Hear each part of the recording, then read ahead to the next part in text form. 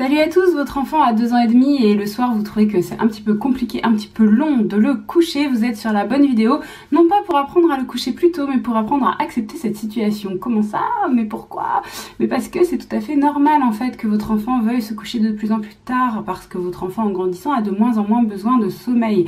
Dans le livre d'Elisabeth Pantelet, Un sommeil paisible et sans pleurs, elle donne un tableau avec à peu près voilà, les horaires classiques de sommeil nécessaires pour en fonction des âges, et entre 2 et 3 ans on passe à peu près de 12-13 heures à 11-12 heures de sommeil, sachant que ce sont des moyennes, donc ça se trouve votre enfant est en dessous de ces besoins là, et puis après ça va dépendre comment il les répartit dans la journée. Il y a des enfants à 2 ans et demi qui font plus du tout de sieste, mais c'est quand même assez rare. Souvent ça va faire un petit peu long la journée sans sieste, souvent ils en font une qui dure à peu près 1 heure. Donc mettons que votre enfant a besoin que de 10 heures de sommeil sur 24 heures et qui fait 1 heure de sieste l'après-midi, vous faites le calcul pour savoir combien il lui faut pour la nuit. Donc un enfant par exemple qui aurait besoin que de 9 heures de sommeil la nuit et qui se lèverait à 7 heures, et ben c'est logique qu'il soit couché à 22 heures. Et souvent les parents trouvent que c'est hyper tard. J'ai beaucoup entendu ça autour de moi. Moi-même, quand mon premier enfant à 2 ans et demi, 3 ans, voulait pas se coucher et que c'était interminable, je me disais mais il va être fatigué. Enfin, je m'inquiétais un petit peu de sa santé.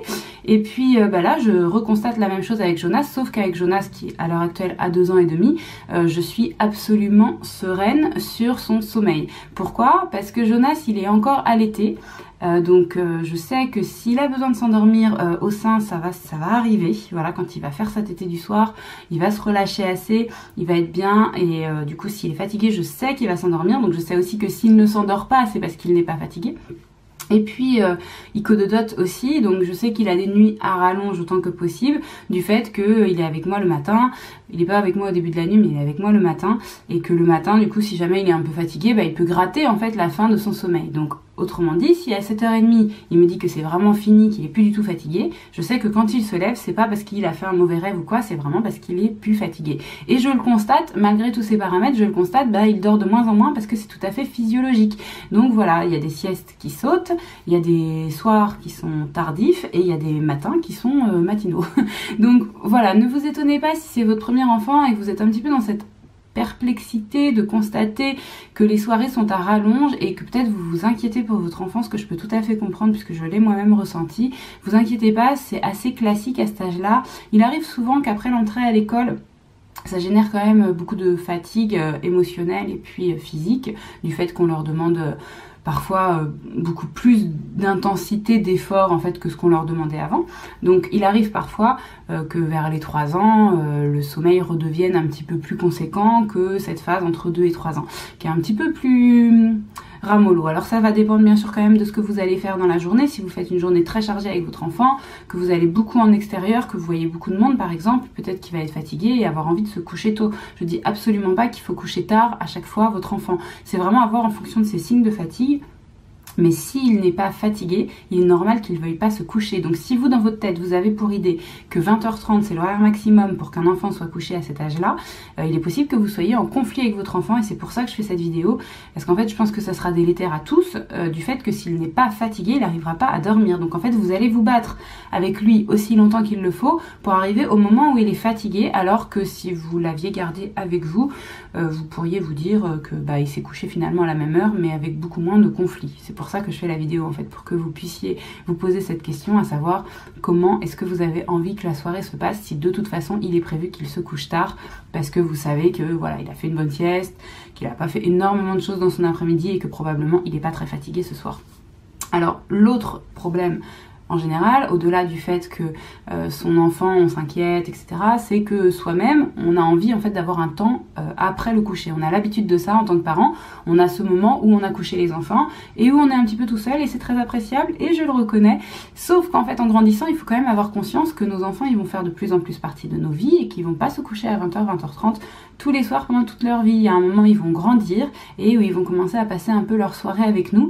Donc certes, ça arrive un peu plus tôt peut-être qu'on le pensait, parce que c'est vrai qu'à 2 ans et demi, on s'attendait pas forcément à ce que ce soit si tôt.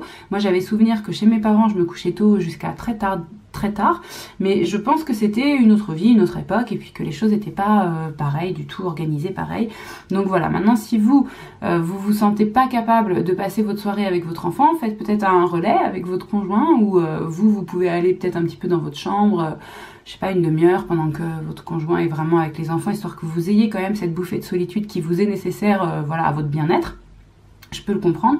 Maintenant, c'est vrai que il faut aussi se mettre en tête en fait que vos enfants vont être de plus en plus présents au cours de vos soirées et peut-être essayer de trouver des fonctionnements. Donc qu'est-ce qu'on peut faire ensemble avec nos enfants sans que ça fatigue tout le monde. Alors si on est vraiment en forme, il y a des petits jeux de société, je vous en ai déjà parlé, je vous remets le petit i ici. Mais sinon, ce qui est vraiment très souvent notre cas, nous on aime bien en fait chacun fait son activité un peu de notre côté, donc le papa il est un peu sur son ordinateur, moi un peu dans mes bouquins ou sur mon ordinateur aussi, et puis les enfants ont accès à des jeux libres. J'ai fait toute une série de Ludo Blabla qui permettent d'avoir plein d'idées de jeux, donc allez voir la playlist, pareil je vous la remets un petit i ici si vous l'aviez pas vu, et l'idée c'est de trouver juste des jeux qui intéressent vraiment votre enfant, des trucs qui les intéressent, qui les captive, pour qu'ils soient en fait dans leur bulle, et puis de leur expliquer, de leur dire voilà tu vois aujourd'hui on a fait ça, ça, ça ensemble, et puis là maintenant bah, tu vois on fait un petit peu un temps chacun de notre côté. Alors ça marche si vous avez été avec votre enfant réellement dans la journée,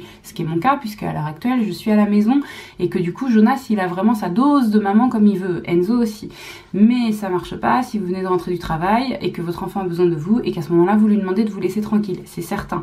Donc si vous travaillez, que vous rentrez tard, à ce moment là il faut vous mettre un petit peu aussi en tête que cette bulle sans votre enfant, en fait vous l'avez eue par votre travail, ou alors qu'il va falloir la trouver, voilà, l'aménager, soit à votre temps de pause le midi, soit je sais pas trop comment s'organise votre vie, mais à un autre moment, puisque quand vous rentrez, si votre enfant vous a pas vu, même s'il est fatigué, eh bien il va avoir du mal à se reséparer de vous, vu que le coucher est une nouvelle séparation, hein. S'endormir c'est aussi une séparation, même s'il est fatigué, là pour le coup ça peut poser problème. Donc prenez vraiment ce temps avec lui.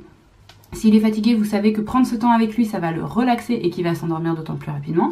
Et s'il n'est pas fatigué, eh bien, essayez de voir comment vous pouvez être à côté sans trop que cela vous fatigue vous, ou à quel moment vous pouvez trouver vos petites bulles réénergisantes de solitude. Voilà, j'espère que dans cette vidéo, vous aurez trouvé de quoi vous rassurer. Si ça vous inspire comme d'habitude, vous me laissez un petit pouce. Et puis quant à moi, je vous retrouve très très vite dans une prochaine vidéo.